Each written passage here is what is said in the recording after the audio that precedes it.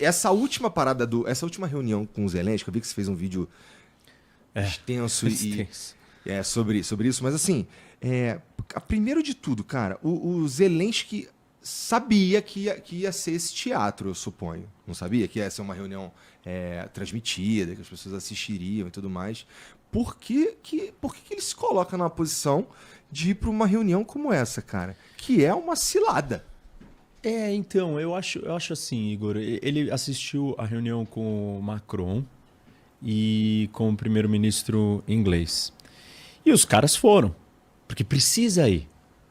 Precisa falar, precisa responder, precisa estar ali e trazer o contraponto. Uhum. E eles fizeram um contraponto ao Trump. Sentados ali no mesmo contexto, no mesmo ambiente, na sala oval, tal, interromperam com muito mais habilidade que os Zelensky. Muito mais. Mas assim, existe um contexto para isso. Pô, o cara tá na guerra. Assim, não sei se você lembra o começo da guerra. Bom, os americanos 3 anos já, né, cara? Isso, mas os americanos logo no começo, a leitura dos americanos da CIA é: a Rússia vai conquistar, vai invadir, vai terminar, vai conquistar o país em 3 dias. Viraram e ofereceram para o Zelensky: a gente te ajuda a sair daí, a gente tira você, sua família, tira o seu gabinete. E ele falou aquela frase famosa: I don't need a ride. Eu não preciso de uma carona, eu preciso de munição, né? E assim, o cara ficou lá, lutou. Ele não foi conquistado, não foi derrotado contra os russos. Um exército infinitamente maior, um país muito maior, muito mais rico que a Ucrânia. Fez um trabalho e está fazendo um trabalho, né? Um trabalho de uma guerra, de vencer uma guerra, que os europeus não seriam capazes de fazer. O cara não dorme. O cara tá no front. Ele já foi pro front várias vezes. Sei que as pessoas têm várias críticas a ele. Ele tira foto, ele virou uma celebridade internacional. Tudo bem, mas sei lá qual é a lógica dele de fazer isso, pensando: eu vou atrair visibilidade para minha causa. Eu tentaria também. Tem um monte de coisa justificável. Tem vários excessos também. A foto da revista Vogue, não sei se você viu essa daí. Isso eu não vi, não. Tem ele tipo na capa da Vogue, com a mulher ali do lado do bunker. Tem uns negócios que foram além. Mas enfim, dá pra você dizer que tem uma razão dele chamar a atenção do mundo. Qualquer atenção é atenção nesse momento, né? Isso. E o cara... E a gente não pode desconsiderar o contexto que ele tá inserido. E assim, é diferente o inglês dele do resto. E, pô, você fala inglês, eu falo inglês, você morou fora, eu também. Você escuta ele falando. Primeiro que o cara come, né? Os pronomes, interjeições, ele vai, as conjunções, ele não. Ele fala daquele jeito. War, no, stop. E fala com os aspectos culturais de um eslavo. Mais duro, carrancudo, fechado. A gente estava aqui falando do latino ser passional, né? Do brasileiro ser passional. Eles são o oposto disso. Os russos, os ucranianos, os eslavos no geral. E óbvio que o cara tem aquela cara fechada. Olha a cara do Putin. Todos, assim, são questões culturais. E eu acho que tudo isso, você vai juntando esse contexto, toda essa história, ele com medo, ele acuado, do tipo: estão me vendendo já era, mas ele me chamou de volta, então eu vou e deixo assinar, mas não posso deixar de falar o que eu tenho que falar sobre o meu país. Se combina toda essa história, aí você fala: bom, por isso que ele foi. Aí você fez um ponto que eu falei bem disso no meu vídeo, né? Que é a história de ser transmitido. E assim, eu tive na política e eu vi uma coisa que ela é muito real e ela é muito interessante, que eu já tinha visto na ONU.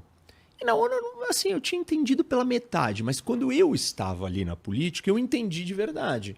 Que é o seguinte: colégio de líderes. É a reunião dos líderes. E essa reunião ela acontecia na Assembleia toda segunda-feira. E era só os líderes dos partidos. E você vai lá, e aí o presidente da Assembleia chegava e falava assim: olha, essa semana eu quero votar este negócio, esse outro, esse outro, esse outro. O que vocês acham? Porque ele precisa sentir, ele precisa ter um termômetro do que vai acontecer. Porque senão ele nem leva aquilo para o plenário. Então aí ele vai perguntando para cada líder. E aí, Igor, o que você pensa sobre esse assunto? Aí, ali é o lugar que você fala real.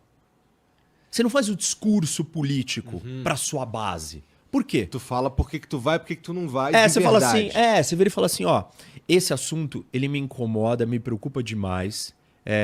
A questão desse benefício para essa galera aqui é um tema muito caro para mim. Eu aceitaria conversar com isso se vocês tirarem este item do projeto. Então, o cara expõe o que ele realmente está disposto, onde tem zona de negociação e de acordo. Ele jamais vai fazer isso no plenário. E aí, era primeira semana, eu era o líder. E aí era aquele momento que veio, foi em 18, né? Então veio o PSOL, o PSL. Então, tipo, veio aquela onda da esquerda e da direita nova. E, aí tinha os novatos do PSOL e os caras do PSL. E o líder do PSL chegou a vez dele. E aí, o que você acha? Aí o cara virou e falou assim, não, porque o Lula... E começou com um discurso. Aí todo mundo dentro do negócio, os mais velhos, viraram...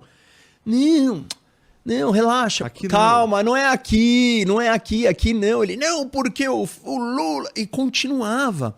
E os caras, não, para, não faz isso aqui. Isso daí é lá fora. Aqui ninguém tá vendo. É lá no palco isso, é lá no show, entendeu? E aí ele, tá. Aí começou uma onda dos caras que eles queriam que filmasse aquela reunião. Você imagina o que ia acontecer com essa reunião se ela fosse filmada. Você ia acabar, não é que você não tem transparência, é que você ia acabar com o espaço seguro de conversa real, aonde você não tem que se posicionar com rigidez para sua base. Com efeito, eu acho que o vamos lá, eu acho que o efeito do Trump, dessa reunião com o Trump lá, ser transmitido não tem como os caras chegar num acordo aqui, pô. Porque eles vão transmitir de um jeito que tá todo mundo vendo. O Trump entende muito bem o poder da mídia. Isso. E ele sabe que, ele sabe lidar com isso, né? O Zelensky não é exatamente um cara experiente nesse sentido. Tá sofrendo com a guerra e tudo mais. E tá numa posição que ele tem que ser... Pô, ele foi corajoso. Foi um líder forte até agora, sabe qual é? Ele precisa ser esse cara. Isso.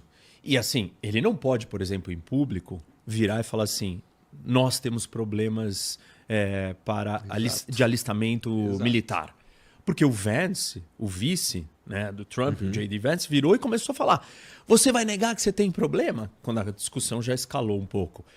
Você acha que ele vai falar, eu tenho problema? Aí ele virou e deu uma resposta política, assim, todo mundo tem problemas em guerras. Vocês tiveram problemas na guerra de vocês. Ele não vai admitir. E o outro forçando. Você vai negar? Você vai negar? Você vai negar?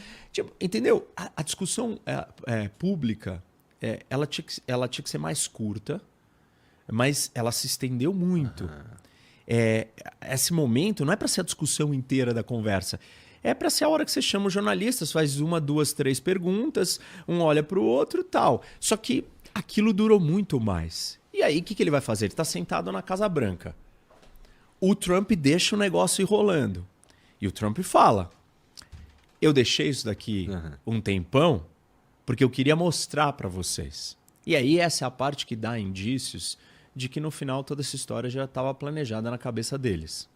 Existem 2 interpretações para isso, eu falei disso e eu realmente acho que tem 2 jeitos de você tentar olhar. No final da história eu tenho a minha opinião, que eu acho que aquilo estava meio combinado. A outra interpretação é que a reunião perdeu o rumo.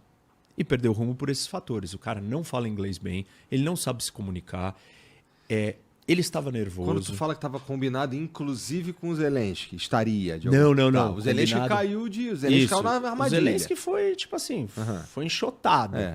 Tava combinado entre eles. Entendi. Porque, eu tô contigo. Porque você vai indo. Quem assiste o negócio inteiro. O Trump entende o poder da mídia. Isso, e ele domina. Ele sabe jogar. E o interessante é que o Trump, ele tá muito tranquilo. Ele dá corda, aí ele deixa o Zelensky falar, e ele não interrompe, ele não parte para cima do Zelensky. Aí chega uma hora que parece que já passou do tempo demais, eles devem talvez ter combinado. E aí entra o J.D. Vance para dar a cartada explosiva, que você vem aqui na nossa casa nos ofender. Aí ele muda o tom da conversa. Quando ele faz isso, aí o Trump muda de figura. Aí o Trump começa a falar. Começa a falar em cima. Não, para, você já falou demais. Aí ele começa a tratar. Não, você não vai falar o que a gente vai sentir. Quando o Zelensky fala, vocês têm um oceano gigante, mas vocês vão sentir alguma coisa. Ele fala, não, você não vai falar o que a gente vai sentir. Aí ele começa a ficar duro. Mas ele esperou, entendeu? Uhum. E é como se o Vance entrasse do nada pra pá. O bad cop. E aí, o que ele ia fazer? Você fala assim, uma coisa que eu acho que ele deveria ter feito, mas que é muito difícil porque mataria a reunião e a conversa, talvez o Trump não aceitaria ela desse jeito, é colocar um tradutor. Uhum. E o Trump vai falar, mas você fala inglês em outros lugares? Falo, mas não num lugar que tem 12 caras contra mim, eu sentado sozinho, com o cara mais poderoso do mundo, ou o país mais poderoso do mundo, e todo mundo me acuando. E ele não tava com ninguém. Tipo, tinha gente do staff dele longe dele. Tanto que tem uma hora ali no meio que uma mulher vem falar com ele. Mas eu acho que aí ele não tinha muito o que fazer, entendeu? Totalmente fora da zona de conforto. Ele tá num lugar ruim, numa situação difícil. É fácil falar. Ele não devia ter aceitado. Ele tinha que estar lá. O Trump chamou ele para assinar um acordo, ele tem que ir. Só que ele foi desesperado. Eu não posso deixar eles construírem a narrativa, por exemplo, que eu que fui o causador da guerra. Como o Trump tinha falado uma semana antes. Ou dizer que eu sou um ditador e não falar que o Putin é ditador. E eu até entendo o argumento, e o Trump falou isso, né? O argumento do Trump é o seguinte, não dá para eu vir aqui e ficar chamando o Putin de um monte de nomes. Senão eu não vou trazer ele para a mesa. Eu li isso. E ele tá certo, ele tem razão.